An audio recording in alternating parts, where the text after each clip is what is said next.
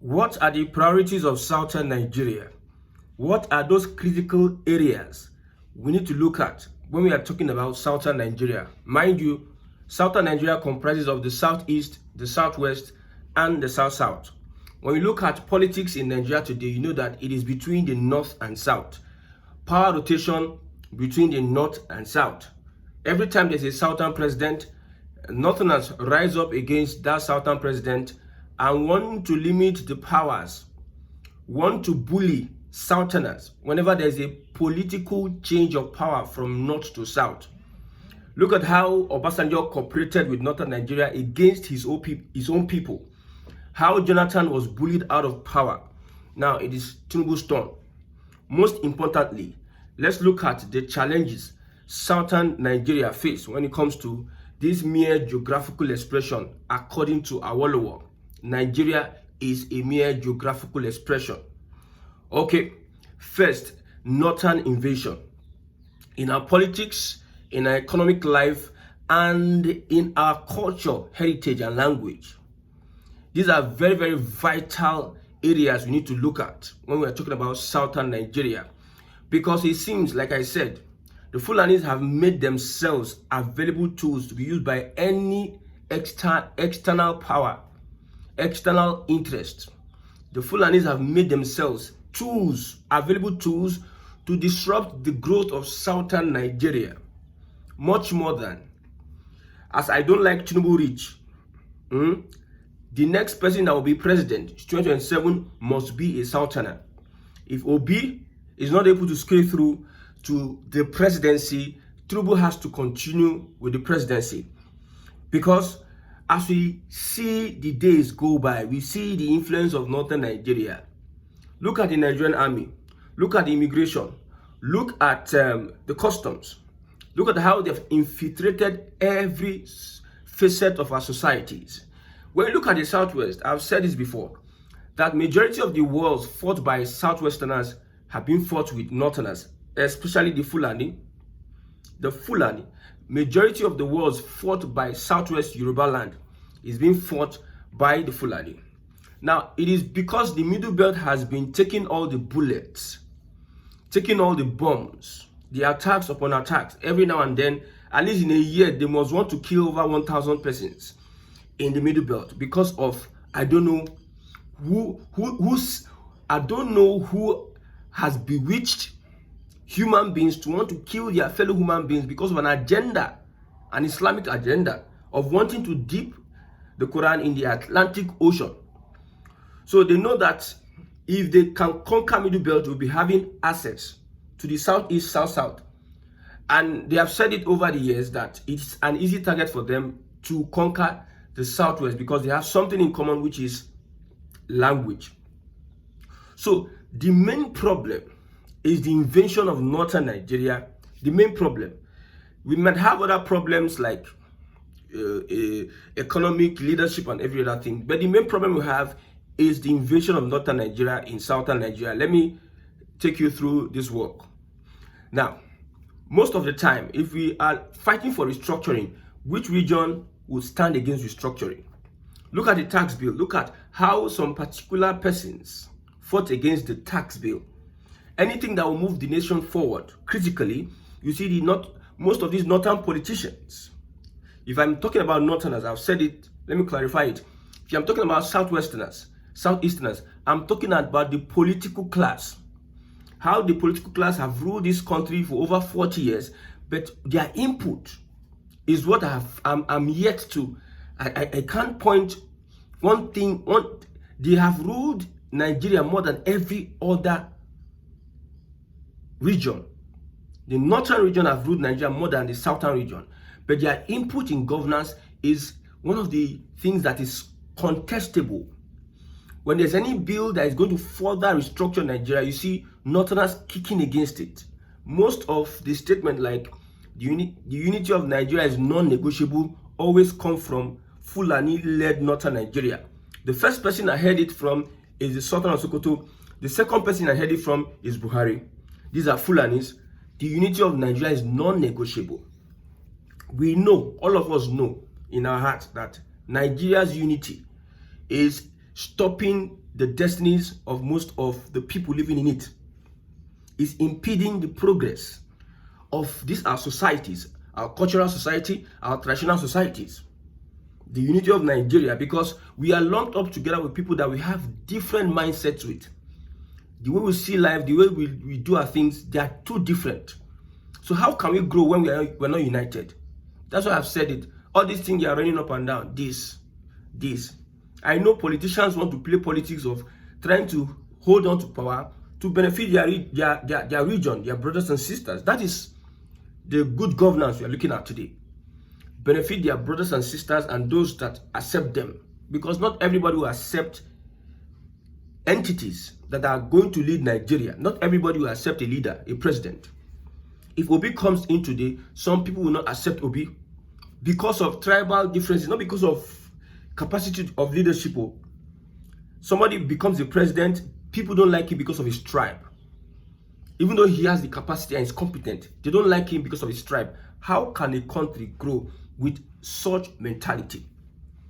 So the main problem we need to deal with is the Fulani. And how do we deal with the Fulani? I've said it, when I talk about the Fulani, I'm talking about the aggressors. I'm talking about the political class that have made it their point of duty to achieve Usman Dan Fodio's aim. And one of the ways that the Fulani are being dealt with is trying to polarize Northern Nigeria. So if they are united, they'll be able to carry out that Usman Dan Fodio religious jihadism. You go into people's farmlands, you go into people's communities, you orchestrate attacks, put fear in their minds, they run away from their communities. In Delta State, a young man said, I built my house in my community. I stay in that community. They kidnap this one, they kidnap that one, they kidnap that one. People are deserting the communities. And the kidnappers and those perpetrators are still in those communities, in those bushes. So you go and cause fear. You put fear in the minds of people. You create uncertainty in a community, and people will leave their ancestral homes because they are afraid to be kidnapped. Security agencies are not even helping matters in certain ways. There's no prompt, when you say, I'm being attacked now, you call prompt reaction, promptness to save you from attack. We don't have it with our security agencies. So people would just decide to leave their communities, go to other places. That is the strategic move these guys use from one community to another, and they push you out of. Okay, let us restructure Nigeria. No. Nigeria, let us resource control. You see them raise up their hands. We say no. We say no. Nigeria, we can. It is leadership. It is leadership. My brother, the system is flawed. If P2B gets there today, the system of corruption, starting from the National Assembly, would impeach him again as they impeached him in Anambra State as a governor. No matter who takes up the leadership of Nigeria today, with this system, with this faulty foundation, he has to break the house and start another foundation. That is restructuring.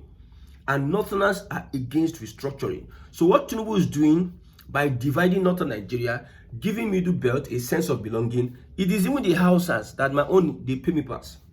Most times I don't pity them because they don't pity themselves. They don't pity themselves. You cannot, according to Jonathan, you can try to wake somebody up that is sleeping, but somebody pretending to sleep, you cannot wake him up. It is him that is going to decide when he's going to wake up. You cannot wake somebody that is pretending to sleep. The Northerners, the Hausa people, they know that these are the things. Look at Kano State. Look at the emirship of Kano. Once belonged to Hausa people. The governorship, the governors, the top 5 persons in Kano State. Kano State is an Hausa state. The KKK state is an Hausa state. Fulanis have dominated. You bring religion, we are one, we are this, we are that. But you are the ones that are taking the lion's share. You go and kill Hausa Sarkis, make them less influential, and you come and overtake. Why don't we have Hausas going into people's farms, start killing, start renaming villages in the Middle Belt? taking up local governments in the name of Boko Haram, in the name of banditry and what have you. Why don't you have Hausa people? So that is what the Fulani have been doing over the years when they got to Hausa communities. So you want to spread it over to southern Nigeria. And these people will never relent because they know that religion as a tool can be used to make people look stupid and not take actions to defend their culture and heritage. So look at a Yoruba person in Ilorin saying that he will not bow to a traditional ruler. Because of the influence, most Yoruba people in Ilorin, they pledge their allegiance to the caliphate, the Fulani caliphate. So it seems they have a way of trying to colonize people on their side, whereby their own culture, their bloodline, whatever, their language is intact. They disrupt yours. They make you forget your identity. They are sending people out of their village through terrorism and attacks and renaming those villages. The way the British did to so many African countries, African societies. They went and started, they say Mungo Park found River Niger. My brother, Mungo Park, you people lie, you lie and enter the grave. After you finish lying and enter the grave, you go and meet God. River Niger has been there before your grandfathers. How come it is you that discovered River Niger, Mungo Park? So that is how some Fulanis go into communities and enforce themselves on those communities and try to erase the culture, their heritage. So setting them apart in northern Nigeria is one very much important thing that needs to be done. Because I've said it, southern Nigeria is sitting on a time bomb. If Tinubu does not restructure this country in a way whereby the northerners will not come and raise their ugly heads against anybody anymore. If Tinubu does not restructure this my brother, it is going to be a different ball game entirely. Going to be a different ball game after 8 years, because I know a southerner must be president 8 years. Anyhow, now one do if a southerner is not president 8 years, Nigeria will divide. A southerner has to be president 8 years. Nigeria will divide if a southerner does not complete 8 years as presidency. That one is fact. We know how the North has been threatening left, right, center.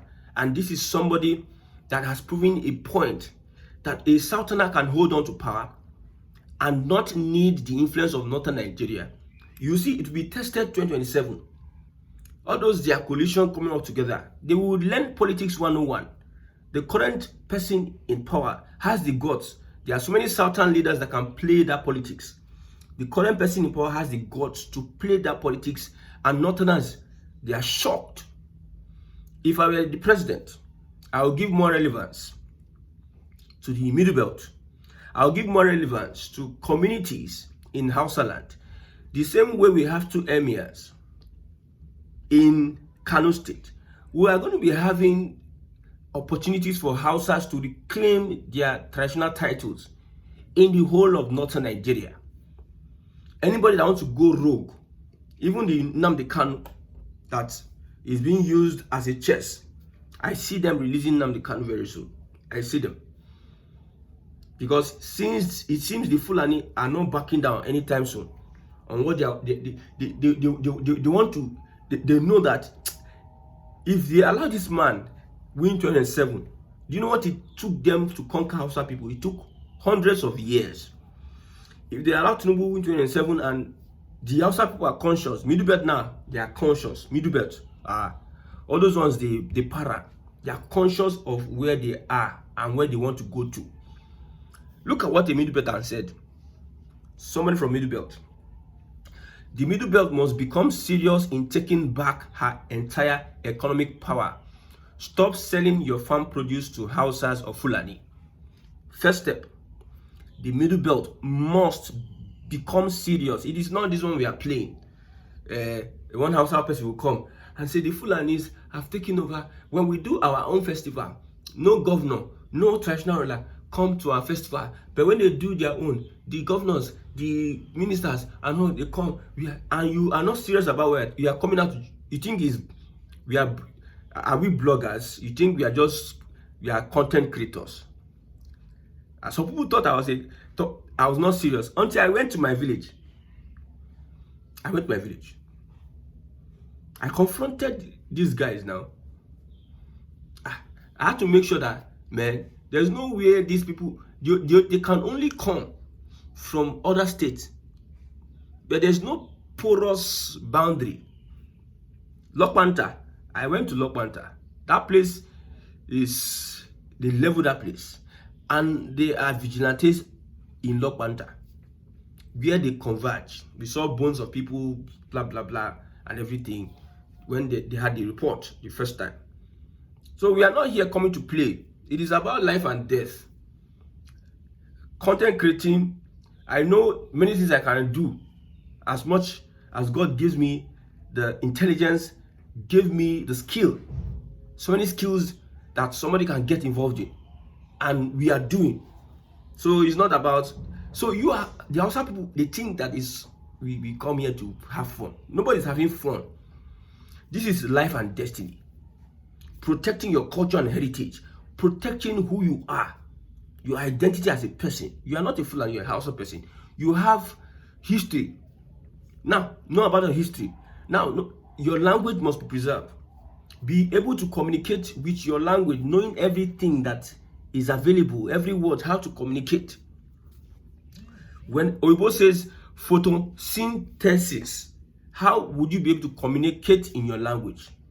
So many things we need to focus on. So anybody that wants to come and erase, want to come and fight our heritage, especially the heritage, man, that person is a capital enemy. So Middle Belt giving relevance, one thing Tinubu has done, and the Middle Belt would want. See, if we talk about Northern Nigeria, it is Middle Belt. Forget. If you talk about Northern Nigeria, it is Middle Belt. Nothing you won't tell me. Look at the states of Middle Belt. They are the ones that are even holding Nigeria when it comes to food. So stop selling your farm produce to Hausas or Fulanis. Yes, we have to begin work. We have to work with direct farmer to consumer approach and cut off every swine from Arewa that is a middleman. What does the Fulani does? They go to the farmer, they buy. You see, when you see all these people, this big market, Fulanis are dominating those markets. They go, they buy from the Hausa person, they bring to the market as middleman, they now sell. So the Middle-Belters are saying that we don't want to even have anything to do with the Fulanis. We'll sell direct to consumer, direct farmer to consumer approach, and cut off every swine from Arewa that is a middleman. They have sold the lie that only Hausas or Fulani sell beef at cheap rates, and that's false. Stop buying your protein from them. Save your neck and household and patronize neutral sources. You do well to apply that to transportation. One day we'll talk of how most kidnapped victims traveled in vehicles piloted by Arewa and fell into traps. Is it a coincidence or a plan? Take back total economic control. That is the mantra of the Middle Belt. Take back total economic control. That is when we will understand how to fight. See, we think it's play. Some people just think it's play. Some people just think it's play. They think it's play. These guys are, the Fulani have been fighting for hundreds of years, and they have been consistent doing what they are doing. They can stay in a place for 30 days. They will align with you. They will be playing with you. They will be in the community for 30 years, consistent. But it is at the back of their mind. They will pass it from generation to generation that this land belongs to us. We are warriors. That's what they tell themselves. We are warriors. We are this and that. Because of Christianity as a religion has made people not to take the violent approach. The doctrines we have been teaching has made people not to take the violent approach. They use Islam and all the jihadism, start attacking people under that guise of manipulation. I said it this Sunday that passed. I said, if we have Christians and Christians have a country, because pastor will say that don't kill, don't do this, don't this. If you have Christians and Christians have a country, won't those Christians have their own army? That's the question. the Christians, won't they have their own army, those that will defend them? Wouldn't they use gun? If there's an intruder, wouldn't they shoot down the person? Won't they go to war if there's a breach of their sovereignty, of their space? If there's an aggressor, won't they go to war? A Christian nation, yes, a Christian nation. They will go to war. Maybe the pastors will tell, as a Christian nation, we don't need to have an army. We need to have people that will protect ourselves. God will protect us. God will do this, God will do that. My brother, you see, gullibility. That's why it is very important for us to know the kind of people we make our pastors. To be gullible is, if you want to go to a farm to plant, would you carry your seed and start praying? Faith without work is dead. I believe God will protect me, but I will carry my defense, something I will use to defend myself. My brother, if you near me, may beggish, may beggy, him get beggy. If you near me, so these Fulanis have seen that, okay, Christianity makes them weak. They don't think about, just be like rams, they slaughter you. For Christians, you are persecuted. You are persecuted. That didn't stop Jesus from carrying koboko. He physically flogged people out of the church. So you want to come and take my life that God has given to me? My brother, nah, it's not possible. So now, maybe we'll end here and we'll get to look at other things we'll do. The main problem Southern Nigeria has is Northern influence in our politics. In politics, general politics, if they can hold on to the federal government, they will make it impossible for restructuring to take place. They will make it impossible. The only way for Nigeria to move on is restructuring. And me, personally, I don't like it. Tinubu is not someone that will give me dividends for democracy. But what I'm looking for is he should find ways to restructure Nigeria.